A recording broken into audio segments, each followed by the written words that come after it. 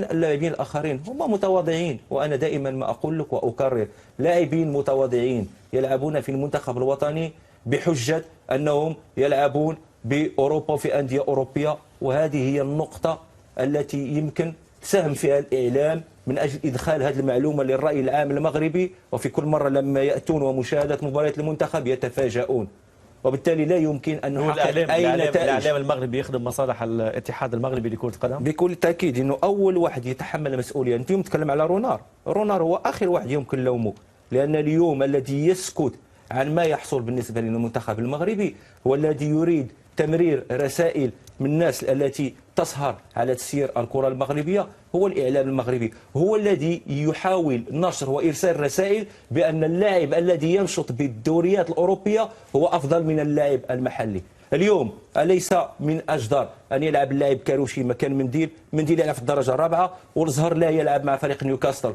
وبالتالي أنت تفضل أنك تلعب لاعب يلعب في الدرجة الرابعة على لاعب يلعب في فريق كفريق الرجاء البيضاوي واللي لعب نهائي كأس العالم للأندية. اليوم تفضل اللاعب سيس الذي لم يكن قادر على مجاراة وسط الميدان، سواء كان بيسيي أو كذلك نجيسي اللاعب نجيسان أو اللاعب كذلك كيسيي.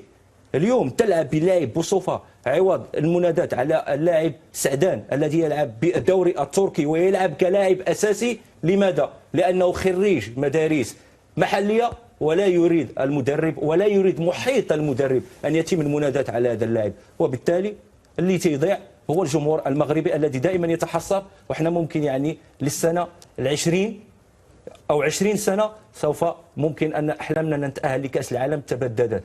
والمشكل اليوم ليس أنك تفشل، أنك تكون فاشل، لأن السياسة اعتمدت أكثر من 10 سنوات وما أعطتنا حتى شيء. نخرج من الأدوار الأولية في بطولات إفريقيا، لا نتأهل لكأس العالم، وهم مصرين على إدخال فكرة أن اللاعب الذي يمارس في الدوري الأوروبي هو أفضل من اللاعب الذي يمارس في الدوري المحلي، وهذا غلط. واضح. باش نرجع لك بعد قليل بالنسبة لحكيم زياش.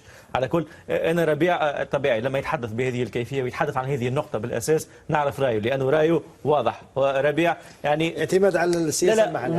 واضح يعني يجب اعتماد اللاعبين يجب توازن، يجب هناك توازن. اللاعب المحلي المفروض في الدرجة الأولى أفضل من اللاعب في الدرجة الرابعة في أي دوري أوروبي.